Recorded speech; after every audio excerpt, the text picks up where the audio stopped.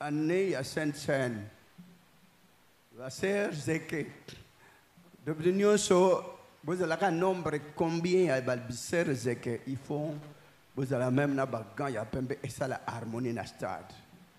Tu vous avez Zeke na yo na bagan wana ya pembe. Ceux qui peut-être bagan ya ba drapeau rouge, bleu, jaune, c'est que 100% base en ango. Harmonisation.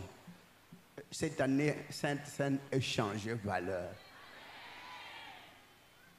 Ce qui, pour la bagan, Kobeta Maboko, ils allaient dire, vous avez un bagan, vous avez un mabaya, vous avez un crépsage en amir, vous avez pour harmonisation. C'est pourquoi on s'est là. Zekenyo so gan ya pembe.